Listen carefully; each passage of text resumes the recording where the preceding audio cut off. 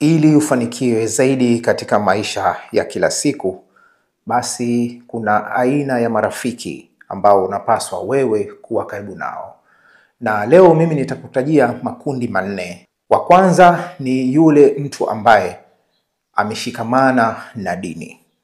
Jaribu kutafuta rafiki ambaye kwa kweli yeye ameshikamana kikweli na dini ya Mwenyezi Mungu.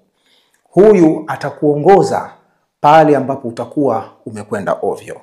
Atakuwa ni mshauri sahihi na mwema zaidi katika kushauri mambo mema ya kiimani na kiroho, hasa katika kufanya maamuzi kabla ya kutenda lile ambalo umelikusudia. Rafiki wa pili. Kundi hili la pili la marafiki ambao ni vyema wewe ukawa uko karibu nao ni wale watu ambao wamepitia changamoto za maisha, wameshapanda kimaisha na wamekwisha shuka kimaisha, ama walishuka kimaisha na baadaye wakapanda kimaisha.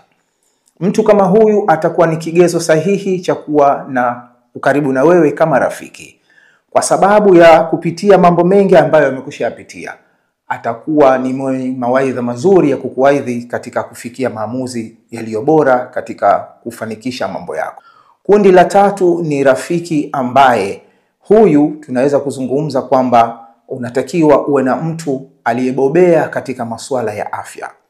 Rafiki wa aina hii atakusaidia zaidi katika kukunusuru na kukushauri katika kuimarisha afya yako.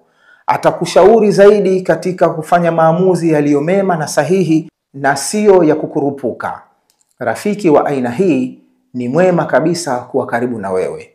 Na wa nne, ambayo huyu ni muhimu zaidi. Kundi hili la nne ni rafiki ambao watakuwa na maslahi zaidi katika maisha yako ya kila siku.